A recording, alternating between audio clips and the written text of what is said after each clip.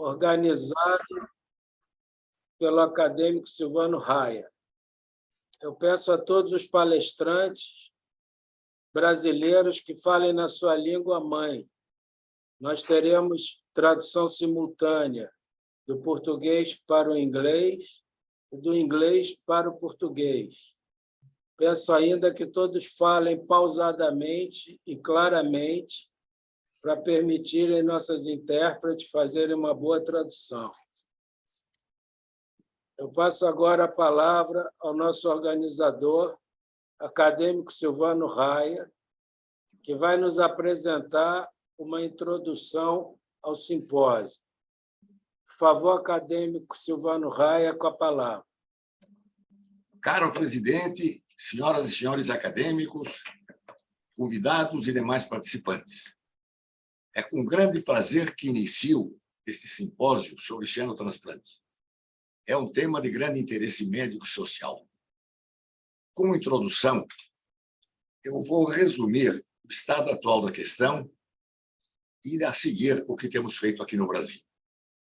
Em relação ao estado atual da questão, percebe-se que, nos últimos anos, têm sido referidos resultados experimentais progressivamente melhores, como o professor Bruno Richard, que trabalha com xenotransplante de coração suíno em primatas. E o professor Richard comentará também o efeito da contaminação por citomegalovírus na evolução desses transplantados. Isso adquire um interesse especial nesse momento. Em 2017, Mohamed Moyadin obteve 945 dias de sobrevida em primatas não humanos que receberam xenotransplante suíno de coração heterólogo. Insisto, o transplante heterólogo cria um modelo no qual a sobrevida do receptor não depende do funcionamento do órgão transplantado, não permitindo comparações com outro tipo de transplante ortotópico. Em 2017, Ivase Hayato obteve, em chimpanzés também, preservação da função renal durante 6 meses, após xenotransplante suíno de rim. Segundo o autor, os animais foram sacrificados por falta de acesso com função renal mantida. Paige Pollard, em 2021 e 2022, o Dr. Robert Montgomery, em Nova York, e a doutora Paige Pollard, em Birmingham, observaram, respectivamente, durante 54 e 74 horas, preservação da função renal e praticamente ausência de sinais histopatológicos de rejeição hiperaguda em rins suínos modificados acoplados a humanos descerebrados. Isso será relatado pelo Dr. Leonardo Riel. Em 2021, Dr. Bartley Griffith, em Maryland, transplantou um coração ortotópico pioneiro, foi o primeiro na literatura, e que viveu 61 dias. Importantes serão os comentários do Dr. Griffith sobre as causas do óbito desse paciente. Quanto foi a responsabilidade do transplante em si? Qual foi a responsabilidade de uma infecção por citomegalovírus que foi detectada ao longo da história do doente? A evolução desse paciente estimulou uma maior atenção no protocolo no que diz respeito à pesquisa de agentes infecciosos no doador. Valorizaram-se o uso de suínos provenientes da Nova Zelândia, livres de patógenos, de uma raça silvestre, que também apresentam a vantagem de não ultrapassar 130 quilos de peso. Isto nos será relatado pelo Dr. Paulo Tan, que também falará sobre a sua longa experiência, em xenotransplante de ilhotas de Langerhans para tratamento do diabetes tipo 1 e o xenotransplante suíno de plexo coroide para o tratamento da doença de Parkinson. Todos esses progressos conjuntos definem um panorama favorável para o futuro desse novo método, como será comentado e referido pelo Dr. David Cooper. No Brasil, nós temos o maior sistema público de transplantes do mundo, mas faltam órgãos em todos os centros, como será apresentado pelo acadêmico José Medina. Assim, há 4 anos, coordenamos um projeto multidisciplinar que reúne pesquisadores do Instituto de Biociências e da Faculdade de Medicina da Universidade de São Paulo, com a participação do Instituto da Visão. Note-se que, diferentemente de outros países, nós não são disponíveis aqui no Brasil rins suínos geneticamente modificados. Dessa forma, o nosso projeto visa tanto desenvolver animais quanto aproveitar rim, coração, peixe, pele e córnea para xenotransplante. Muito foi feito, mas muito resta por fazer.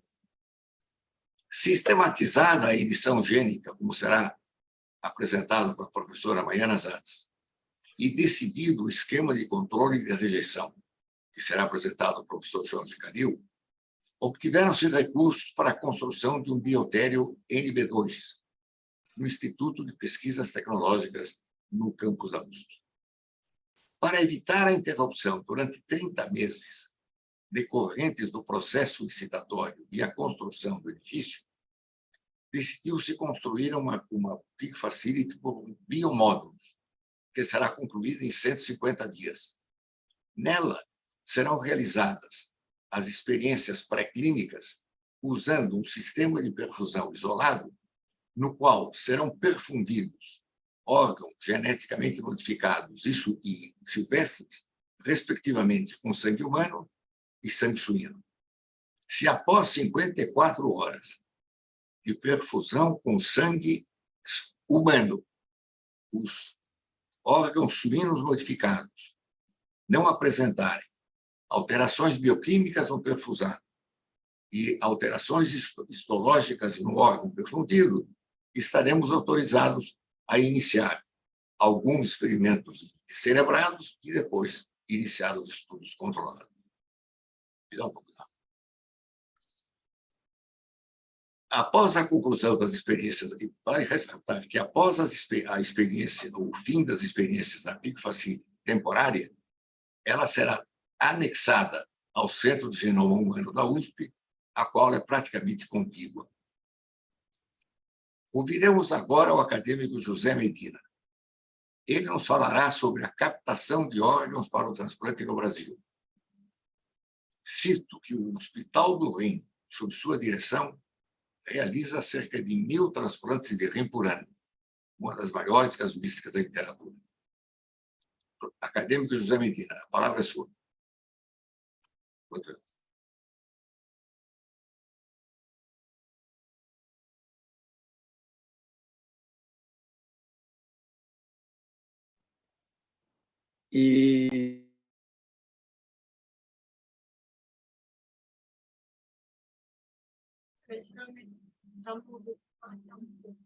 Medina, não estou te ouvindo.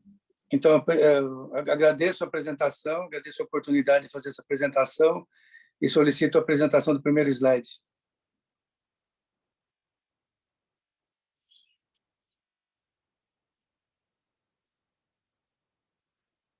Então, eu vou falar sobre a necessidade de transplantes de órgãos no Brasil. O Brasil tem um sistema de captação de órgãos muito bem definido, o Sistema Nacional de Transplantes estruturado no Ministério da Saúde. Cada estado brasileiro tem uma central estadual de registro dos pacientes que são candidatos a transplante e também de alocação dos órgãos doados. Seguinte.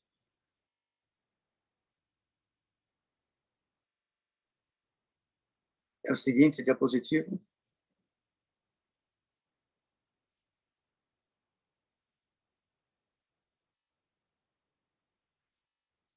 Então, o Brasil tem um sistema universal de cobertura à saúde. O Programa de Transplante Brasileiro faz parte desse sistema universal. mais de 90% dos transplantes realizados no Brasil são realizados dentro desse sistema, e tem um progresso grande no número de transplantes nos últimos 10 anos, exceto agora nos últimos 2 anos em que nós convivemos com essa pandemia. Ainda é necessário aumentar o número de notificações de potenciais doadores, tem ainda uma recusa familiar que é relativamente alta, de 42%, e tem uma disparidade regional grande no Brasil. Então, quem precisa de um transplante na região norte tem uma chance 10 vezes menor do que quem está na região sul e na região sudeste. Tem algumas limitações financeiras pelo sistema público de saúde, que não tem correção das tabelas nos últimos 10 anos, e dessa forma o crescimento no número de doações ele reduziu agora, principalmente em função da pandemia, que impediu a utilização de órgãos de pacientes que estavam com diagnóstico de morte encefálica e também portadores de Covid, ou então em situações onde o hospital estava dedicado ao programa de transplante, ao programa de atendimento nacional do Covid. Seguinte.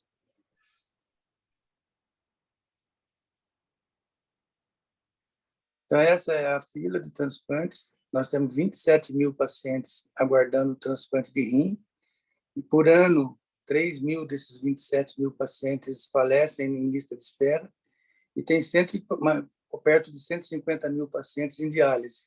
Se tivesse uma disponibilidade maior de órgãos, teria um número maior de pacientes na lista de espera. O número tem mais de 1.000 pacientes aguardando um transplante de fígado, 300 pacientes aguardando um transplante de coração e 200 pacientes aguardando um transplante de pulmão. Esses órgãos têm uma fila menor do que a fila de transplante de rim, porque o principal critério para as pessoas serem listadas é que a expectativa de vida delas seja menor do que 1 ou 2 anos. Então, a maioria desses pacientes, como nós estamos vendo, 50% dos pacientes que estão aguardando o fígado falecem na lista de espera. Então, ou eles são transplantados ou eles falecem num período de 1 a 2 anos, o que não acontece com o transplante renal. Essas pessoas ficam na lista de espera por muitos anos, sendo sustentadas pelo programa de diálise. Então, hoje, oficialmente, tem no Brasil perto de 30 mil pacientes em lista de espera para um transplante, excetuando os transplantes de córnea, são transplantes de órgãos sólidos. Seguinte. Aqui é uma necessidade estimada de transplantes por 1 milhão de habitantes por ano para cada órgão. Aqui eu incluí a córnea. A córnea não é um órgão que falta, é sempre um tecido que ainda pode ser obtido até 6 horas depois da parada cardíaca. Então, não tem uma fila de córnea muito grande. A fila de córnea ela é uma fila de meses. O transplante de rim precisa fazer 60 transplantes por 1 milhão de habitantes por ano. O estado de São Paulo já consegue fazer esse número. O fígado, 25 transplantes por 1 milhão de habitantes por ano. E aí tem o coração, pulmão e pâncreas. Seguinte, só clicar. Aqui nós temos em cada uma dessas barras o órgão, né? O rim, que tem 27 mil pacientes na lista de espera. Teríamos que fazer mais do que 12 mil transplantes por ano.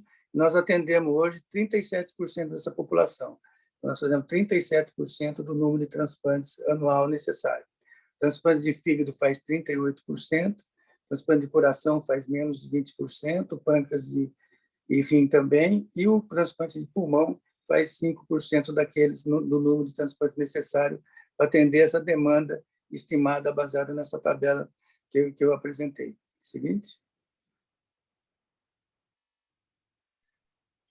Aqui é a Associação Brasileira de Transplantes de Órgãos. Nós fizemos em 2015 uma projeção de crescimento do número de doadores efetivos por 1 milhão de habitantes. Em 2015 tinha 14 doadores efetivos por 1 milhão de habitantes, e nós esperávamos que em 2021 nós íamos ter 24 doadores efetivos por 1 milhão de habitantes. Esse crescimento não estava sendo o crescimento esperado no Brasil todo, e agora com a pandemia, nesses últimos 2 anos, 2020 e 2021, houve um decréscimo. Nós chegamos a ter em 2018 18 doadores efetivos por 1 milhão de habitantes, e agora em 2021 nós tivemos 15 doadores efetivos por 1 milhão de habitantes e uma redução entre 30% a 50% no número de transplantes realizados de órgãos sólidos no Brasil nesse período de 2 anos, em função da pandemia, que acometeu o país todo. Seguinte.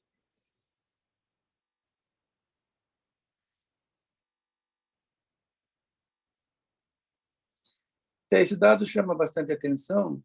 Existem 2 estados, Santa Catarina e Paraná, que têm uma capacidade de captação de órgãos muito maior do que os outros, 2 vezes maior do que Ceará e São Paulo. Então, Santa Catarina tem 41 doadores por milhão de habitantes por ano.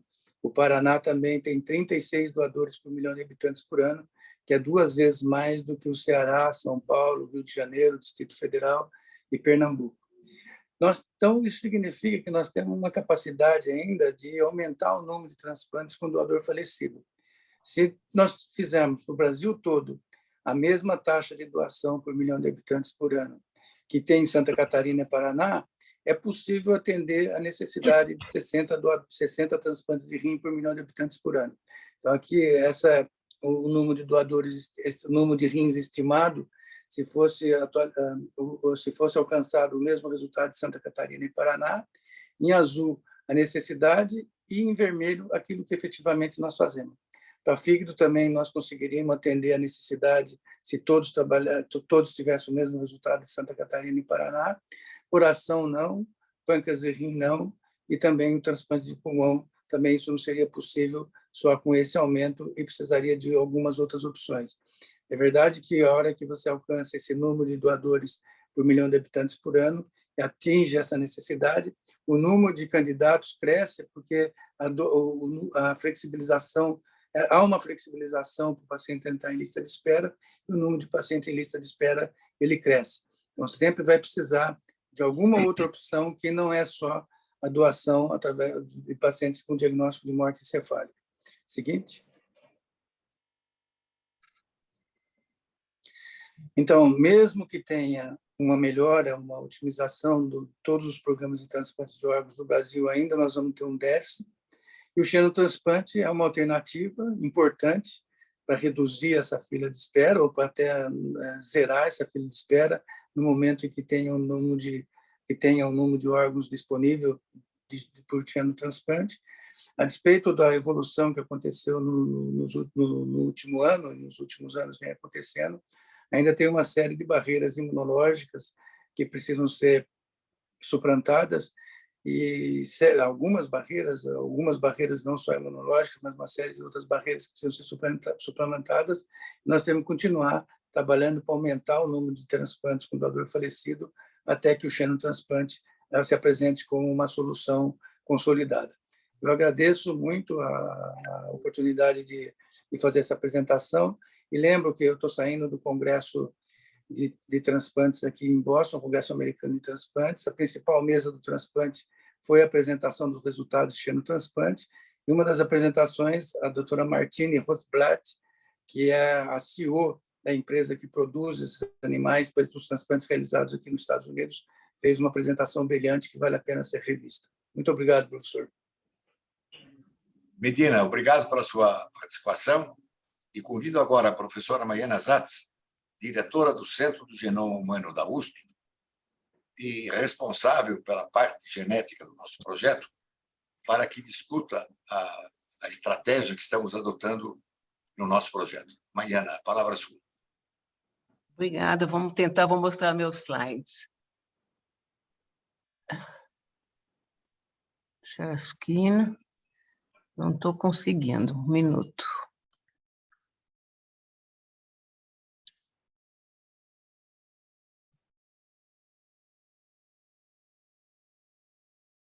Estão vendo a minha tela?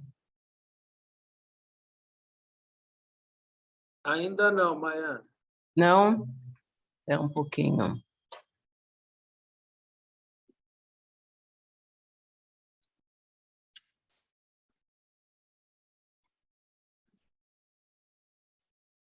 Uai, o que está acontecendo aqui?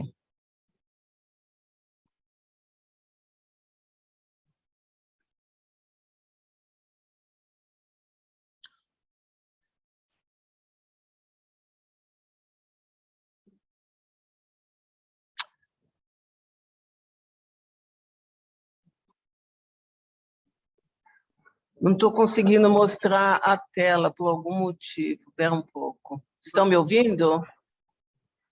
Sim. E não estão vendo a Estou tela? vendo, Mariana. Você quer que eu tente compartilhar aqui? Eu só tenho um PDF, mas posso tentar. Tá, por favor, que eu não estou É conseguindo um aqui. PDF. Apareceu? Eu não estou vendo.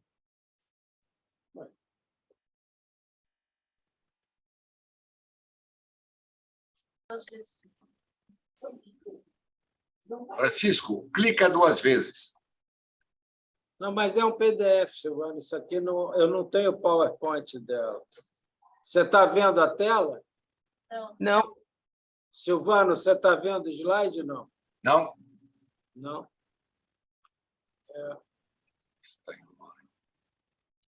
Uai, o que será que está acontecendo aqui? Maiana, compartilhar a tela, não o slide. Maiana, você não quer partilhar a tela e não o slide? Não, mas eu estou tentando, é isso que eu estou fazendo aqui, mas não estou conseguindo.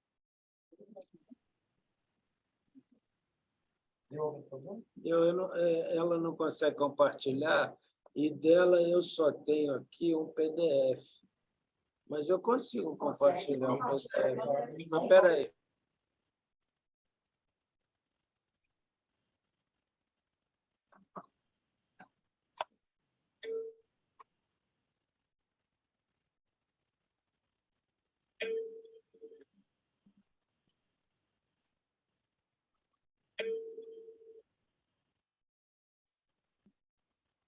Eu vou sair e entrar de novo, tá bom?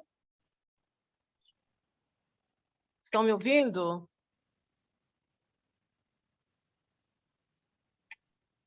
Vocês estão me ouvindo?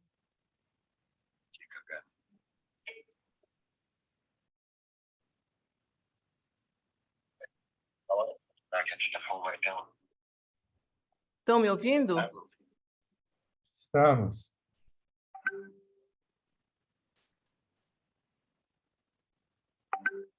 Ouvindo e vendo você, mas não a tela. Ai, meu Deus.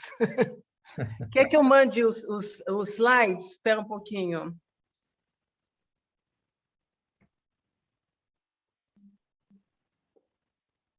Se eu mandar os slides para vocês, vocês conseguem?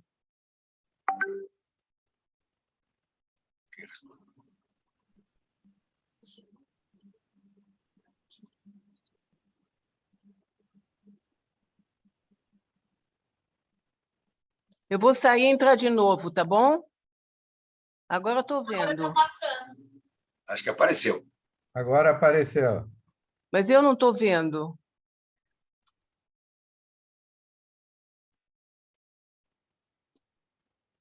Por que será? Não estou vendo. Vocês estão vendo os slides? Estou vendo, sim. Qual que vocês estão vendo? Evolução da medicina desde 1822. 822 não pode ser. Agora está a fotografia do genoma. Do Ah, CEPI. tá. Tá. Isso aí vocês estão em Mariana PDF? está vendo agora, Maiana? Eu estou vendo bem pequenininho. Será que eu consigo aumentar? Mas aí é aí no seu computador, porque está normal aqui. O tamanho está normal? Conseguimos colocar seu slide aqui. Isso é Tá, mas está em PDF, então. Porque você só mandou PDF. Sim. Bom, deixa eu tentar passar. Vocês conseguem passar para mim, então? Sim.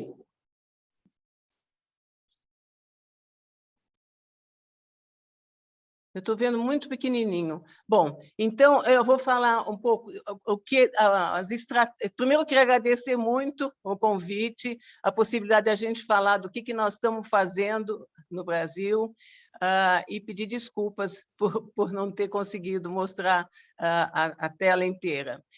Esse é o Centro do Genoma, que eu coordeno, e a nossa missão é pesquisa científica, transferência de tecnologia e educação. O próximo, por favor. E o grande desafio é como poder transformar os suínos em doadores de órgãos para seres humanos. A gente sabia há muitos anos que os órgãos dos suínos eram os mais semelhantes aos seres humanos, mas ainda não era possível, antes de grandes descobertas, fazer isso virar uma realidade. E, então, eu queria mostrar um pouco a importância da pesquisa básica. O próximo, por favor. Para chegar ao xenotransplante. Próximo, por favor. Então, nós tivemos os grandes avanços, as grandes revoluções que nós tivemos nas últimas décadas. Foi em 1986 a clonagem da ovelha Dolly, em 1990, que acabou esse ano, o projeto Genoma Humano, em 2005 as células-tronco modificadas, IPS, e em 2012 a edição gênica. E a grande questão é como essas descobertas vão permitir uma revolução no transplante, no xenotransplante. Próximo, por favor. Então, só lembrando, a clonagem da ovelha Dolly se partiu de uma célula de uma glândula mamária, se colocou num óvulo sem núcleo, houve a fusão, formou-se um blastocisto e isso foi introduzido numa barriga de aluguel, numa outra ovelha. E, na época, isso teve um grande impacto, diziam, vão clonar seres, estão brincando de Deus, vão clonar seres humanos, quem será clonado, quem vai decidir? O próximo, por favor.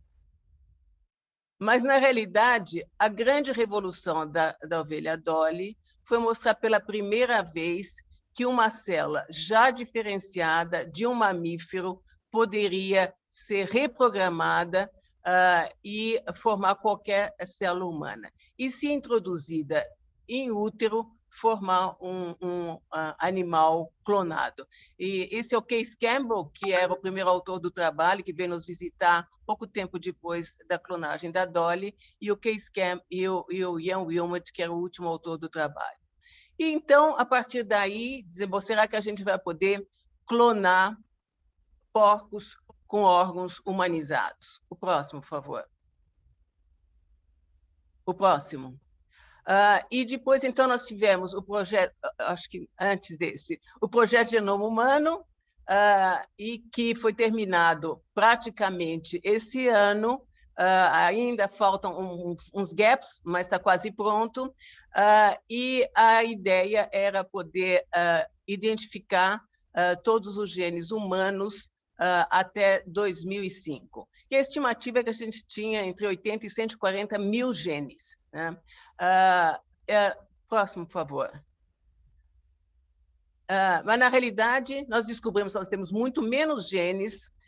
Só para ter uma ideia, o C. elegans, que é um vermezinho de 1 milímetro, tem 20 mil genes, e o tomate tem mais de 30 mil genes. Então, eu brinco sempre que a gente perdeu até para o tomate.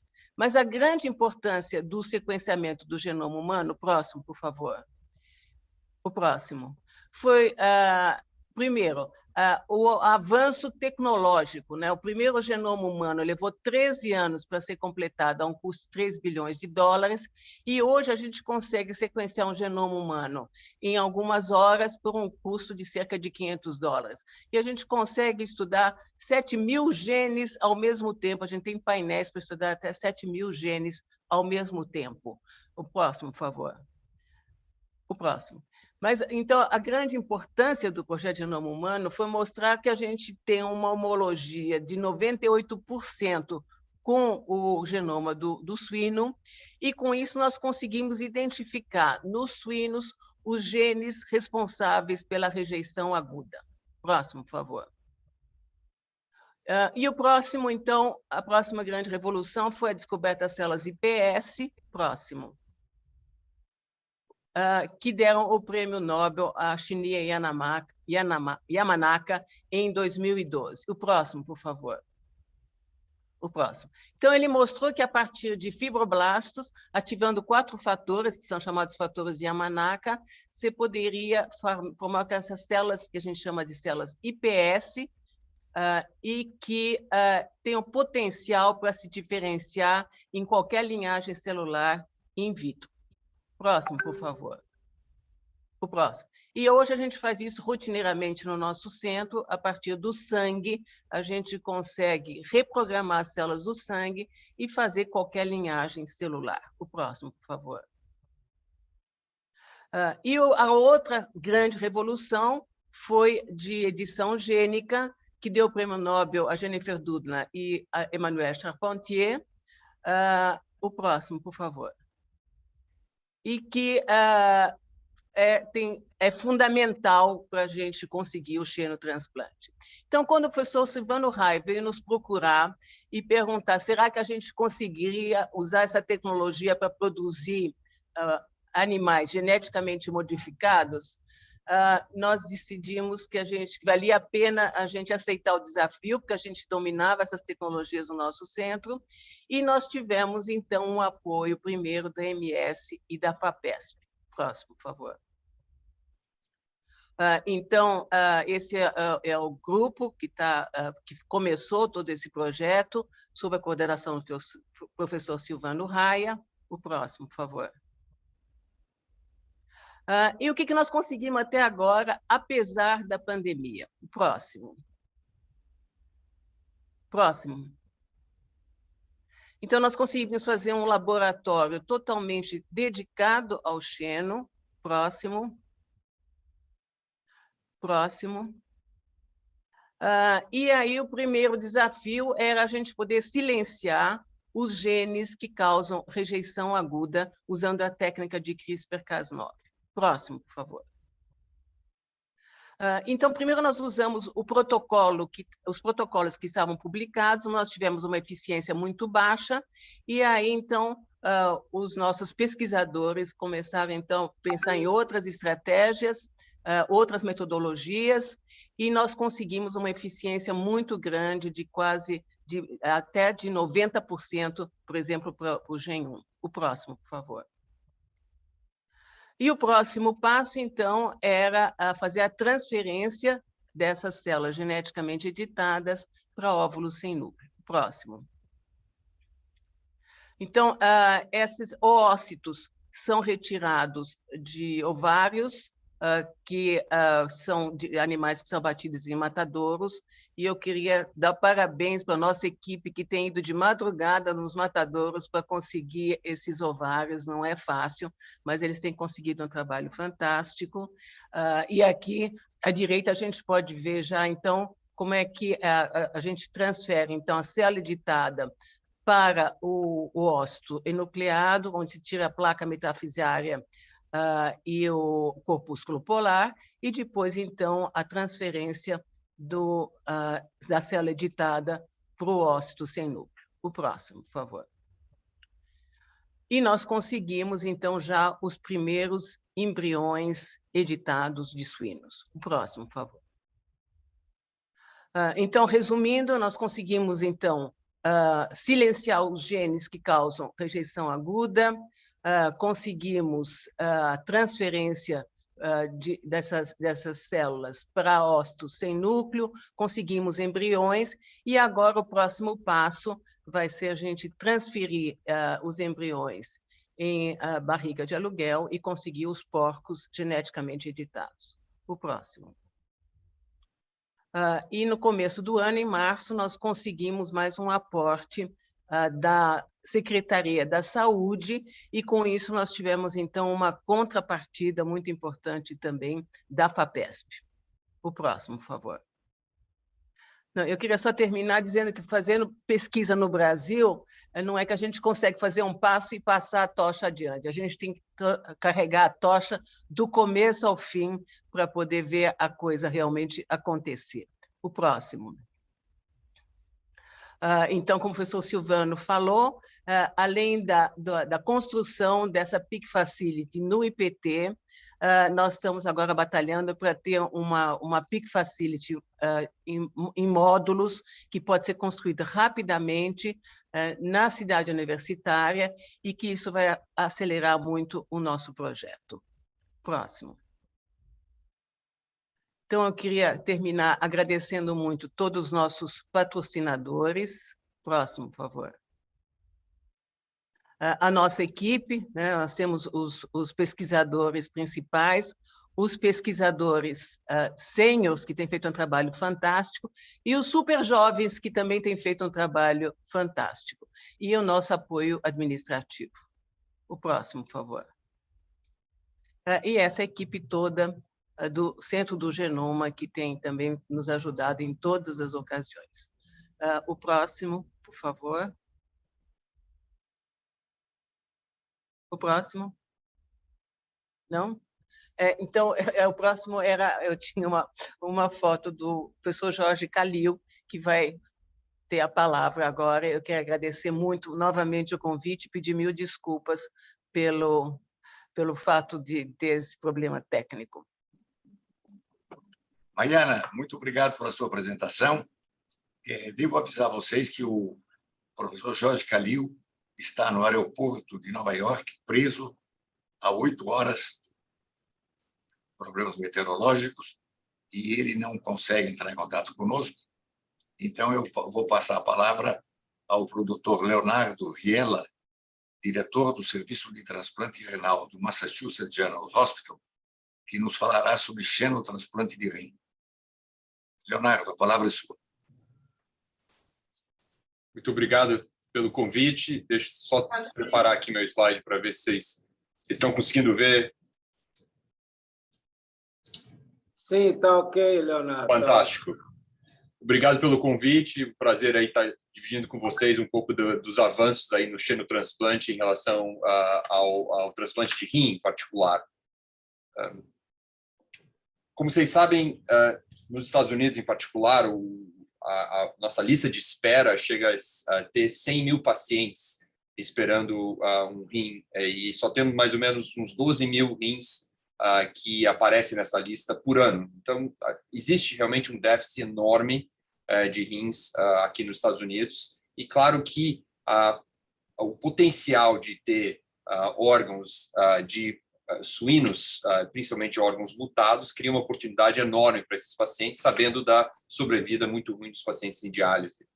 Existem, no entanto, 3 desafios principais que, na verdade, acarretaram um atraso no avanço do xenotransplante. Um dos primeiros é a presença de anticorpos naturais contra 3 carboidratos principais que estão presentes nos suínos.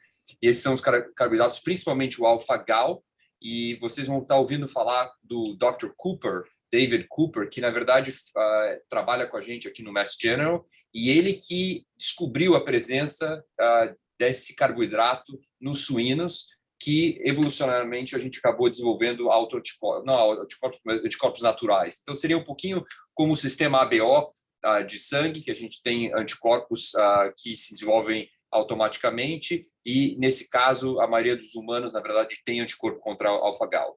O segundo grande desafio na relação do xenotransplante é a presença de uma ativação de complemento exagerada quando se faz um transplante entre um porco e um humano, em parte por diferenças que ocorrem na cascata, na regulação da cascata do complemento. E isso, claro, os primatas têm dados bem similares. E, por último, a definição de qual seria a imunossupressão ideal para ser usada nos casos de xenotransplante, e, na verdade, foi muitos dos trabalhos feitos em primatas que nos levaram, então, a evoluir isso e utilizar umas novas drogas para prevenir a rejeição. O que permitiu, né, realmente o avanço do xenotransplante nos últimos anos foram algumas coisas bem particulares. Vocês ouviram falar um pouquinho da CRISPR-Cas technology, que realmente permitiu realizar múltiplas mutações ao mesmo tempo e com um grau de acurácia extremamente alto. Existem novas drogas imunossupressoras que permitiram, então, um prolongamento da sobrevida do enxerto que previamente não tinha sido conseguido, em particular o anticorpo que bloqueia uma das vias de coestimulação, CD154, que vocês também vão escutar um pouquinho mais falar com o Dr. Cooper, que, na verdade, desenvolveu vários desses modelos em primatas. E, claro, uma das coisas que permitiu, na verdade, a gente pelo menos sentir que está mais próximo em relação a realizar o primeiro xenotransplante em humanos de rim, foi a sobrevida nos experimentos em primatas, em que o enxerto chega a sobreviver mais de 2 a 3 anos nos modelos experimentais, com ausência de rejeição hiperaguda, que era uma das grandes preocupações inicialmente. E esse é um gráfico que a gente usa aqui, mostrando um pouquinho da melhora dessa sobrevida, então aqui é a duração do órgão, e desde 1980, quando começaram os transplantes, você vê que quase 3 décadas sem muita melhora na sobrevida do transplante de rim entre o porco e o primata, e nos últimos 5, 6 anos, houve, então, pela primeira vez, órgãos que têm uma sobrevida maior que 1 ano. E é importante também salientar que existe uma série de limitações em experimentos em primatas, né? Não se pode fazer diálise no primata, não existem várias intervenções que em humanos a gente consegue fazer, e nos primatas isso não é possível. Então, isso aqui, na verdade, foi um grande desenvolvimento, avanço na área de xenotransplante. E nos últimos 4 dias, a gente estava no Congresso Americano de Transplante, em que o xenotransplante foi, na verdade, um dos temas principais e mais debatidos. Esse é um trabalho que foi apresentado pelo nosso grupo aqui do MGH, que é liderado pelo Dr. Kawai, também com colaboração com o Dr. Cooper, em que eles usam órgãos de uma outra companhia chamada eGenesis, que é uma companhia baseada aqui em Boston, em Cambridge, e que também tem vários órgãos mutados em porcos, inclusive o triple knockout dos 3 carboidratos e alguns outros que são inseridos, e ele usa uma imunossupressão com o anti-CD 154 e obteve, nos últimos coortes aqui, os camundongos que tinham todas as mutações, as remoções dos xenoantígenos e a adição de tanto contra o complemento, contra a imunativação e a coagulação, que esses enxertos estão sobrevivendo mais de 500 dias agora nos primatas. Então, isso, na verdade, é um grande avanço para todo o campo pré-clínico ou de primata do xenotransplante, realmente mostrando que é capaz. Isso é importante para a parte de regulamentação também, porque o FDA nos Estados Unidos estava pedindo que estivessem resultados de pelo menos 1 ano de sobrevida antes que se movesse para estudos em humanos. E no último ano a gente viu 2 trabalhos principais que realizaram transplantes de porcos em humanos, utilizando, nesse caso, doadores que tinham sido considerados brain dead. E a primeira publicação saiu do grupo do Alabama, e foi publicado no American Journal of Transplantation. Aqui é o tamanho do porco que usaram como doador. Então, um porco de 350 pounds, né? Extremamente grande, que vocês podem ver para essa figura. E esse porco foi gerado por uma companhia chamada Revivicor, que, na verdade, é uma subsidiária da United Therapeutics. E eles são um dos grupos principais, uma companhia principal que está desenvolvendo esses porcos mutados, em combinação com um concorrente paralelo, que é a eGenesis. Então, o que ocorreram? Por que existem todas essas mutações e quais são as principais mutações presentes no porco que foi utilizado para a realização desse experimento pela Universidade de Alabama? Então, existe, na verdade, a remoção de carboantígenos que são presentes no porco, então o alfa-gal, o DSA e o Neu5Gc, que, na verdade, a maioria dos humanos tem anticorpos naturais já presentes, então você está evitando a rejeição hiperaguda. Existe daí a introdução de algumas proteínas e receptores que são importantes, na verdade, na regulação do complemento, da cascata de complemento, CD46, CD55 aqui. Algumas receptores adicionais que vão prevenir a coagulação, que seria principalmente a trombomodulina aqui. E, além disso, alguns outros genes que acabam traduzindo imunorreguladores, como a presença do H1 ou do CD47. Isso, na verdade, acaba inibindo toda a cascata de inflamação e até inibindo um pouco da ativação que a gente chama de self-recognition. E a única mutação que não está mostrada aqui nessa figura é a mutação, a remoção do gene do hormônio do crescimento, do receptor do hormônio do crescimento. E a razão que esse gene foi removido foi principalmente em órgãos como o coração em que o crescimento do órgão poderia levar a uma síndrome do compartimento. Então, para o rim não é tão necessário, mas nesse caso, então, foram ao todo 10 mutações diferentes, algumas que foram removidas, o do xenoantígenos, o hormônio do crescimento, e outras que foram adicionadas em relação à via do complemento, coagulação e a inflamação. Então, vamos navegar um pouquinho, então, no sentido de qual foi o experimento que foi realizado pelo grupo do Alabama, que foi um pouco diferente do realizado do grupo em Nova York. Nesse caso, eles usaram um paciente, um receptor que era um paciente de 57 anos, que tinha hipertensão, obesidade e tinha tido um trauma craniano e tinha sido mostrado que estava brain dead. E depois disso, eles realizaram uma nefrectomia bilateral nesse paciente, então ele ficou anéfrico, e daí eles transplantaram 2 rins daquele porco que eu mostrei a imagem inicial. Teve mais ou menos 5 horas de isquemia, 4 horas e meia no primeiro e 5 horas e pouquinho no segundo rim, e eles foram introduzidos na fossa ilíaca, na posição que a gente utiliza para o transplante normalmente. E daí esse receptor daí foi monitorado por quase 3 dias, incluindo função renal e algumas outras mensurações para ver o que estava ocorrendo em relação à compatibilidade.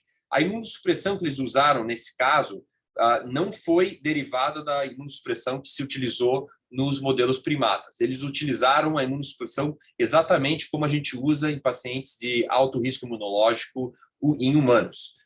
Então, isso é uma das limitações aqui que a gente vê, e claro que 3 dias é difícil, na verdade, a gente considerar o impacto dessa imunossupressão a longo prazo, com exceção da questão da rejeição hiperaguda. E como vocês podem ver, tanto no primeiro dia do pós-operatório quanto no terceiro dia do pós-operatório, o rim, a aparência macroscópica era extremamente boa e eles tinham um aspecto saudável.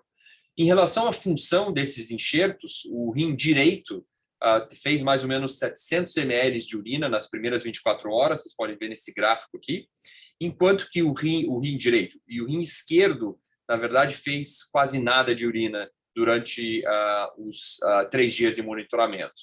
Aqui você pode observar um pouquinho da urina feita pelo rim direito, e aqui, direito abaixo, se pode observar o que ocorreu com a creatinina.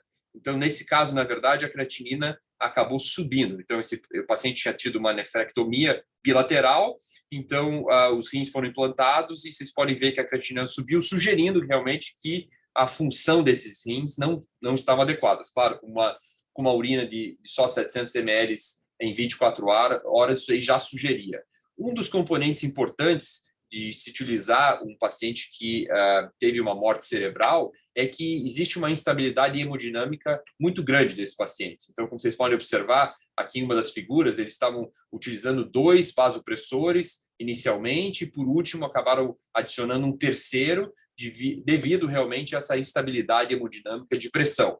Então, o que na verdade complica um pouquinho a interpretação desse rim não funcionante. Claro que uma das maneiras para a gente ver o que estava ocorrendo com esse rim, por que não estava funcionando, seria a biópsia. Então, eles realizaram biópsias pré-implantação, dia 1, 3, e logo antes de de retirar o rim, eles fizeram mais uma biópsia. O que se observou foi que, no primeiro dia, na verdade, houve alguns glomérulos, alguns filtros renais que tinham evidência de microangiopatia trombótica, que em alguns casos, na verdade, pode sugerir uma rejeição hiperaguda. Mas, no entanto, quando eles fizeram a biópsia de novo, no dia 3, nenhuma lesão, na verdade, de microangiopatia trombótica foi observada. A única alteração principal que se observou foi a lesão tubular. Então, sugerindo que, na verdade, a probabilidade de ter uma rejeição hiperaguda era extremamente baixa e que talvez um pouco dessa microangiopatia foi uma consequência do quadro inflamatório do receptor nesse caso. Então, o que mostrou esse primeiro estudo, na verdade, que é possível fazer um transplante de um porco multado em humanos, que não existe, ou a probabilidade de rejeição hiperaguda é extremamente baixa, mas também levantou uma série de questões sobre por que o rim, os 2 rins implantados não funcionaram. Será que isso aí é um problema, na verdade, do receptor que a gente escolheu pela morte cerebral e toda a instabilidade e coagulopatia presente nele? Se a gente fizesse um transplante num paciente normal, um paciente em diálise, será que isso aí ocorreria? Qual é a importância, na verdade, dessa imunossupressão? A gente consegue avaliar alguma coisa no uso da imunossupressão tradicional nesse caso? Eu acho que 3 dias realmente não permite a gente avaliar muita coisa. E outras questões importantes também que, na verdade, não conseguem ser respondidas por estudos tão curtos assim, é em relação à rejeição mais subaguda, celular ou mediada por anticorpo, que pode demorar até umas 2 semanas para ter um pico, se não é pré-formada, e as complicações infecciosas. Então, claro que uma das coisas principais que se fala muito no xenotransplante em geral é o risco de transmissão de infecções específicas dos porcos em humanos. Então, realmente, esses estudos curtos não permitem que a gente faça nenhumas conclusões de grande magnitude. O segundo centro que realizou os xenotransplantes de rim foi o centro da NYU, que foi o Robert Montgomery, que acabou de mudar faz uns anos do Hopkins para NYU, e também recebeu esses porcos da mesma companhia, essa companhia chamada Revivicor. E o que eles realizaram foi um pouquinho diferente. Eles realizaram, na verdade, eles usaram 2 receptores diferentes, 2 com morte cerebral, e eles usaram, na verdade, um porco que tinha uma mutação só na alfa-gal. E então eles não usaram o porco todo modificado, que tinha quase 10 alterações genéticas diferentes. E eles também fizeram um protocolo adicional, que foi a implantação de um timo. O timo do porco foi removido 2 meses antes de fazer a cirurgia e implantado em região perinéfrica. E a ideia ali vem de estudos pré-clínicos em primatas, em que o transplante, tanto do órgão quanto do timo, pode, na verdade, ajudar um pouco na imunomodulação, através da deleção de algumas células autorreativas. Então, ele acabou usando um porco diferente e usou um protocolo um pouquinho diferente em relação ao transplante do timo. E eles fizeram também todo o monitoramento infeccioso, um pouco similar ao que o Alabama fez, principalmente em relação aos retrovírus endógenos dos porcos, tanto caracterização pré-transplante quanto a caracterização de monitoramento pós-transplante. Eles também fizeram uma anastomose um pouco diferente, que não foi em região de fossa ilíaca, mas, na verdade, foi uma anastomose com a veia e artéria femoral. Então, você pode observar aqui à direita que o rim, na verdade, estava mais na perna, e eles cobriram o rim com um saco e conectaram o ureter diretamente nesse compartimento aqui. Então, ele não realizou a nefrectomia bilateral como o grupo do Alabama. Na verdade, ele só fez o transplante aqui. Os rins nativos permaneceram nesse receptor que tinha tido morte cerebral, e ele tentou realizar o monitoramento da função renal, principalmente pela filtração glomerular que estava ocorrendo, mensurado pela urina. Então, aqui ele utilizou uma técnica que eles chamam de Kinetic Estimated GFR. E em relação à imunossupressão, na verdade, eles usaram só corticoide e micofenolato. Então, a ideia basal deles aí é que o experimento de 3 dias, na verdade, não permite, na verdade, a avaliação a longo prazo da imunossupressão, e eles queriam só alguma coisa para tentar controlar a inflamação e avaliar a presença ou não da rejeição hiperaguda. E foram 2 transplantes realizados, um no dia 25 de setembro, o outro no dia 22 de novembro. A isquemia foi mais ou menos 6 e 7 horas, e o rim também tinha uma aparência macroscópica normal, sem sinal de isquemia ou infarte. Em relação à função renal, nesse caso, como não houve a nefrectomia, ele utilizou essa, que ele chama de Kinetic GFR, e mostrou que, tanto quanto o receptor 1 quanto o receptor 2, se você olhar essa curva que tem esses triângulos, pós o transplante, houve uma melhora, houve um aumento, digamos, da filtração glomerular, e também tanto em vermelho quanto em azul, eles conseguiram separar tanto o quanto de urina estava sendo produzido pelo rim transplantado versus o rim nativo, né? E vocês podem observar que tanto o rim transplantado no receptor 1 quanto o 2 fizeram um nível de diurese significativo nos 2 a 3 dias de monitoramento. E houve também, quando se monitorou a creatinina sérica, houve uma melhora também da creatinina sérica de 1,9 para 0,8 e 1,1 para 0,5. Em relação à biópsia, sabendo o que estava ocorrendo no rim, não teve nenhuma evidência de rejeição hiperaguda. A gente faz, além disso, outras imunofluorescências para determinar a ativação de complemento. O receptor 2 tinha um pouquinho de ativação de complemento através da evidência de deposição de C4D em áreas focais e peritubulares.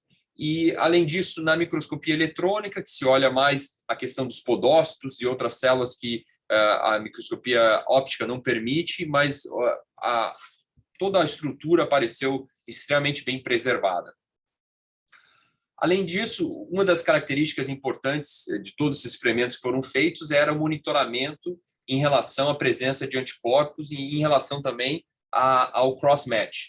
Então, não existiam anticorpos anti-HLA e eles fizeram um monitoramento com um teste de citotoxicidade, complemento dependente, que a gente chama de CDC cross-match, e o receptor 1 quase não teve nenhuma reação e o receptor 2, na verdade, mostrou uma reação positiva, tanto de IgM quanto de IgG. Mas, no entanto, realmente a gente não conseguiu observar, pelo menos em 2 dias de monitoramento, a presença de nenhuma rejeição. Além disso, eles fizeram um monitoramento inflamatório, mensuraram várias citocinas e não mostraram nenhum aumento significativo das citocinas. Também mensuraram plaquetas e outras características mais de coagulação para tentar realmente detectar precocemente alguma característica que levasse à presença de uma ativação descontrolada. E, além disso, toda a parte mais de monitoramento viral, tanto quanto o retrovírus, quanto outros vírus, como CMV e assim por diante. Mas, mais uma vez, né, 2, 3 dias de monitoramento não é suficiente. Então, o que eles conseguiram concluir é que esses 2 rins transplantados de um porco que só tinha um knockout para o alfa-gal, fez urina, produziu urina, aumentou o GFR e não mostrou nenhuma desregulação de coagulação, complemento, pelo menos nesse curto período de tempo que foi observado. E também não se observou uma rejeição hiperaguda e a estrutura renal, em geral, foi muito bem preservada. Claro que várias questões ainda permanecem, né? Por que se usou esse porco que só tinha uma deleção, sabendo que, né, nos humanos, vários dos humanos vão ter talvez mais de um anticorpo, inclusive contra aqueles outros carboidratos que eu mostrei inicialmente? Será que se tiver um cross-match negativo, só tendo essa deleção já é suficiente, por ser realmente o carboidrato que a gente tem mais anticorpo na população? A segunda questão é um pouco desse transplante do rim com timo, né? Então, isso é uma coisa que o Montgomery não tem experiência nenhuma. Isso aí foi, na verdade, trabalho feito por outros grupos que sugeriam isso, mas realmente é muito difícil acessar qualquer importância desse timo, principalmente em 2, 3 dias de experimento, né? Então, e por último, uma das questões importantes, existem variações em relação aos níveis séricos de potássio, níveis séricos de cálcio, quando você compara o porco com o humano.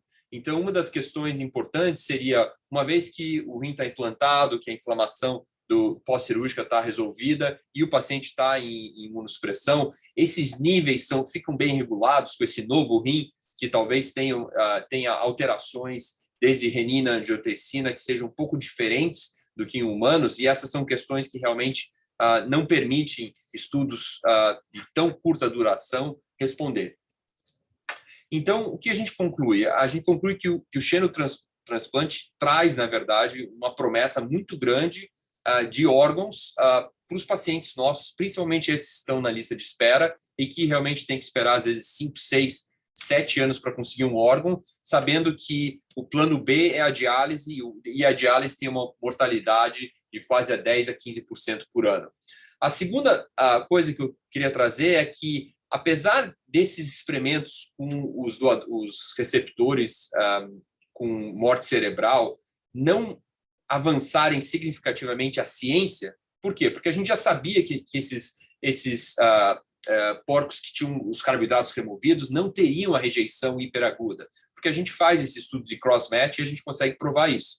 Mas um dos papéis mais importantes, claro, em retrospecto agora, foi a opinião pública, como a população em geral aceitou, na verdade, a ciência e a medicina caminhando em relação ao xenotransplante e tornando isso aí, na verdade, um impacto positivo, né? Então, e a gente viu pacientes ligando para a gente, querendo saber se eles poderiam se voluntariar para participar dos estudos. Então, houve realmente uma mobilização geral e extremamente positiva do público. Então, isso aí foi, para a gente que está trabalhando com xenotransplante, uma das coisas mais positivas. Existe uma barreira ainda de trazer dos experimentos que a gente faz em primatas para os humanos em relação à imunossupressão. Por quê? Porque as drogas que a gente está usando em primatas atualmente, incluindo o anti-CD154, não estão disponíveis ainda para utilização na clínica. Então, está tendo agora 2 ou 3 companhias paralelas que estão fazendo os estudos iniciais em humanos. Então, daqui mais ou menos, talvez 1 ano, a primeira dessas drogas seja aprovada para a gente poder utilizar daí em humanos e utilizar nos pacientes transplantados com um órgão suíno. E isso vai ser importante porque nos primatas, quando se utilizou o tacrolimus, não se obteve um resultado tão positivo quanto quando se utilizou esse bloqueador de CD154. Então, existe, pelo menos, né, desses dados de primatas que sugerem que esse seja um passo importante. E, em termos de para onde está indo, qual seria o próximo principal passo, além de, claro, de obter essa aprovação da droga, a gente acredita que fazer um estudo agora em pacientes em diálise seja o próximo passo ideal. Por quê? Porque esses estudos curtos com doador com receptor de morte cerebral são extremamente difíceis de fazer e não vão nos ajudar a entender, porque são pacientes geralmente instáveis, que necessitam um cuidado extremamente intenso e não vão refletir realmente o que vai acontecer nos humanos, nos pacientes em diálise, em relação tanto à parte infecciosa quanto à parte mais imunológica de rejeição subaguda ou crônica. Então, o próximo passo que a gente vê mais próximo seria a gente fazer uns estudos que vão estar focados principalmente na parte de segurança, de safety, determinando com poucos pacientes, mas monitorando esses pacientes com muito cuidado e, claro, tendo em vista também que a gente quer minimizar qualquer risco infeccioso de transmissão de vírus e outros organismos que venham do porco para os humanos. Então, eu acho que eu paro aqui e agradecer mais uma vez o convite para participar e também dividir com vocês o nosso entusiasmo aí com o xenotransplante. Obrigado. Doutor Leonardo, muito obrigado pela sua brilhante exposição. Estamos no tempo, em decorrência da falta do professor Calil. Peço agora ao acadêmico Miguel Riela que comente a apresentação do primeiro bloco.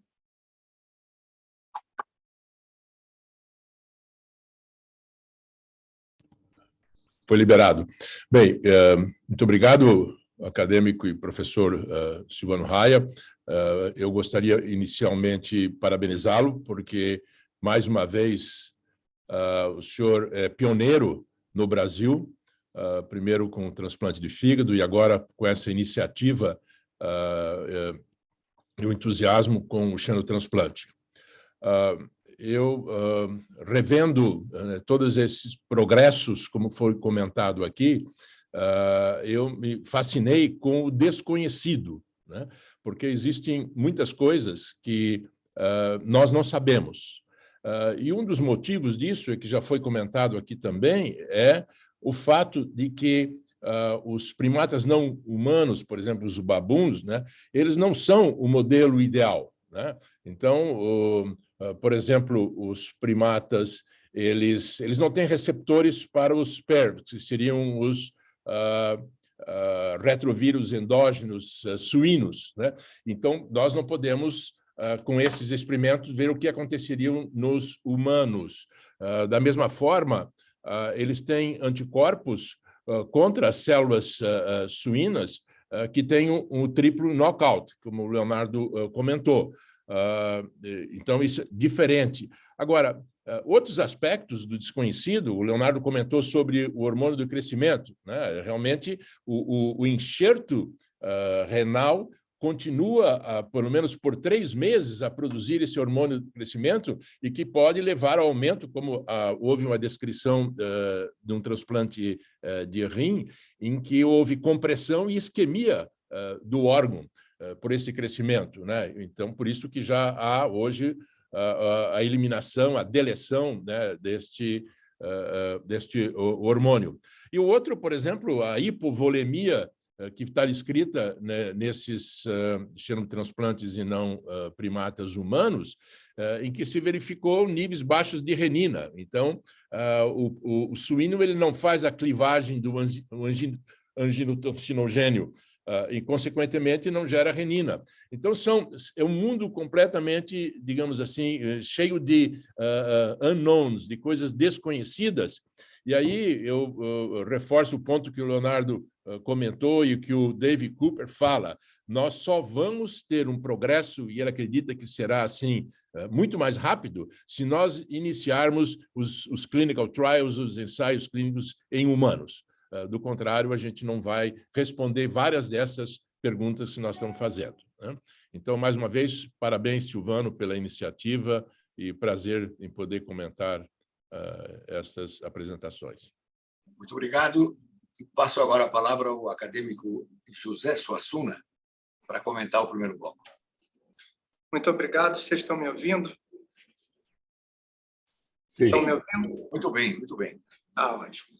Não, primeiro, realmente elogiar o simpósio, a crista da onda na área de transplantação, é um desejo da comunidade de transplantação que remonta aos primórdios da transplantação humana nos anos 60, né? E que é interessante comparar os trabalhos lá do Keith Reitsma com os achados, esse aspecto que o Miguel falou, que a única paciente que teve uma longa sobrevida depois de um transplante de chimpanzé, naquela época, ela acabou falecendo por distúrbios associados à poliúria, que surgiu com o uso do chimpanzé, e outros pacientes também fizeram a poliúria. E a homologia do chimpanzé com os humanos é bem superior à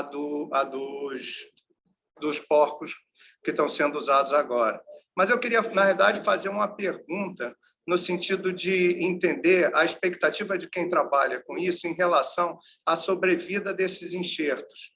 Porque a expectativa de vida de um suíno é em torno de 15 anos em cativeiro, né? E a gente está transplantando esses órgãos para seres que a gente espera que tenham uma longa sobrevida. E no processo da transplantação, a gente já sabe, dos seres humanos, a gente tem um processo de perda funcional, muitas vezes, no transplante, que faz com que a expectativa de vida daquele rim, mesmo com doadores vivos, algumas vezes não cheguem ao esperado. Como é que a comunidade transplantadora encara essa situação da baixa expectativa de vida suína em relação aos humanos? Eu queria passar isso aos expositores que trabalham nessa área.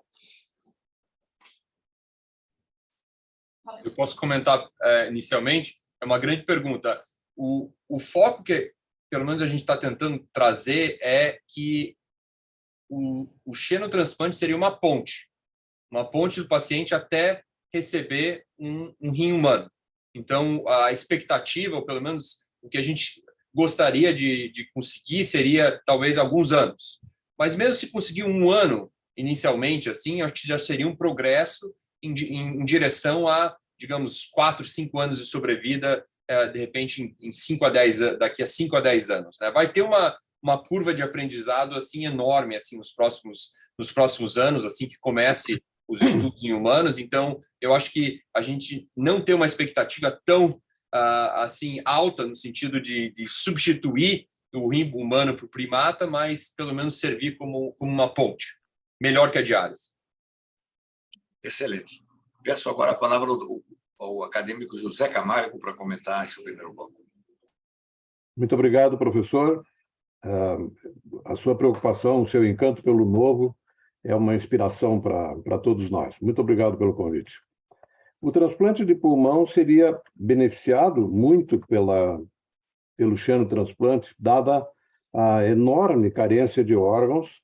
Nós fazemos no Brasil pouco mais de 100 transplantes de pulmão por ano, necessitaríamos fazer para a população que temos cerca de 800.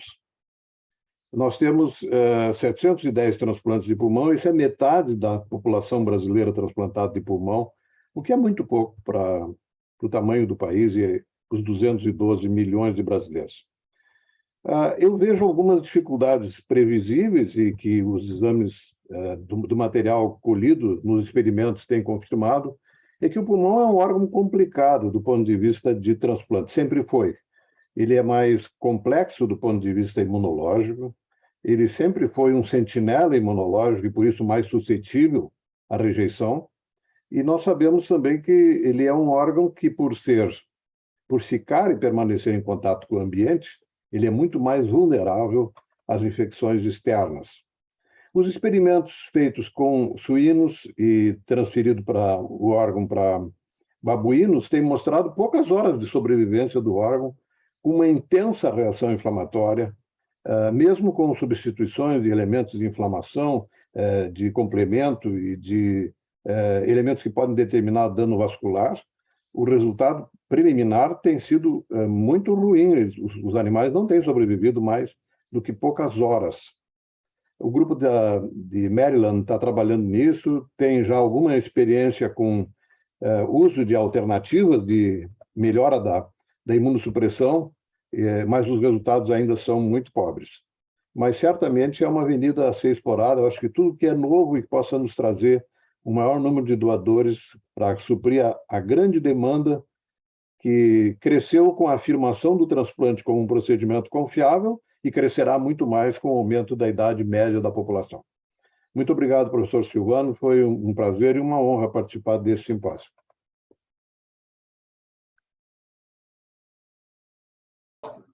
Teremos o chá acadêmico e, no segundo bloco, nos reuniremos aqui. Muito obrigado.